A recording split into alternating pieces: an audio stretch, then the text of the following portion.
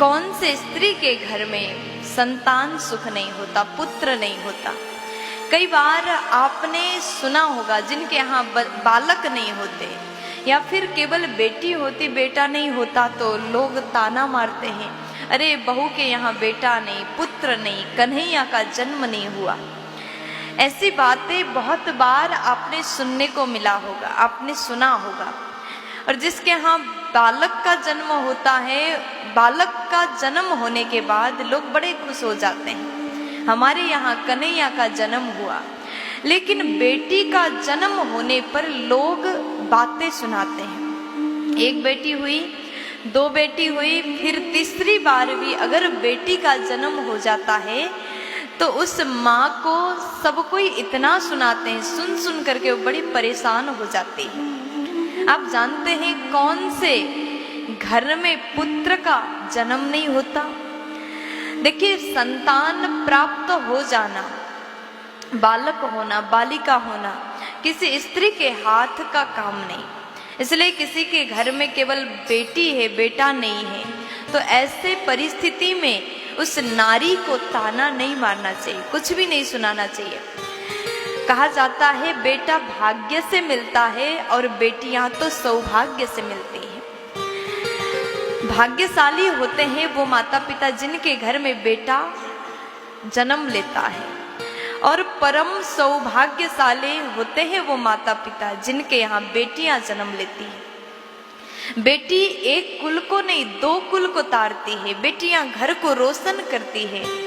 आपने देखा होगा अगर किसी के घर में 4 बेटे हैं, बेटियां नहीं है, तो घर बड़ा बेकार लगता है। जिनके यहाँ बेटी ना हो वो घर बड़ा सुना सुना बेकार लगता है। बेटी तो ऐसी होती है, माता पिता के हर काम में हाथ बटाती है, पिता के दर्द को बेटियां समझती हैं, माँ के दुख को बेटियां समझती हैं। घर के पूरे काम बेटियां करते हैं, माता पिता की सेवा बेटियां करती हैं। अगर बेटा कभी माता पिता का सेवा ना करे तो बेटियां कहती है ऐसा नियम अगर होता तो हम अपने घर में माता पिता को रख कर के सेवा करते।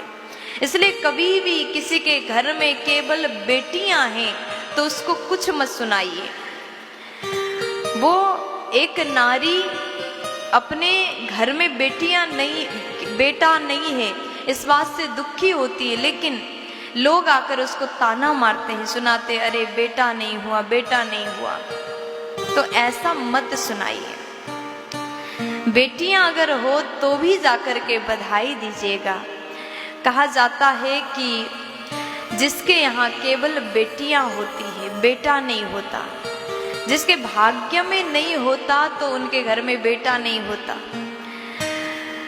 और कहा गया कि पुत्र पिता के ऋण को चुकाने के लिए आता है। जिनके यहाँ केवल बेटा है ना, आप लोगों के घर में बेटा का जन्म इसलिए हुआ कि पिता के ऋण को चुकाने के लिए बेटा का जन्म होता है, ऐसा कहा जाता है। और उनके घर में पुत्र सुख नहीं होता जिनके यहाँ पिता पर ऋण नहीं होता। तो अगर बेटा नहीं है तो भी आप दुखी मत होइए, आपके घर में ऋण ही नहीं, कर्जा ही नहीं है तो बेटा का जन्म नहीं हुआ। इसलिए बेटा ना होने पर भी दुखी ना हो, भगवत इच्छा समझ करके जो हुआ भगवान की कृपा से हुआ, ऐसा समझ करके भगवत चरण में भक्ति करना चाहिए। देखिए, दुनिया में जो रिश्ते होते हैं हमेशा साथ देते नहीं हैं। संतान भी होते हैं तो ये भी सदैव आपका साथ नहीं देंगे। अंत में काम आने वाला तो केवल भगवान का नाम है। इसलिए भक्ति करिए, भजन को बढ़ाइए। अगर आप भक्ति करते हैं, भजन करते हैं तो यही अंतिम समय तक काम आने वाला है। मरने के बाद भी अगर कुछ काम आता है तो केवल आपके द्वारा किए सत्कर्म और आपके द्वारा किया भजन और भक्ति। प्यार से बोल दीजिए।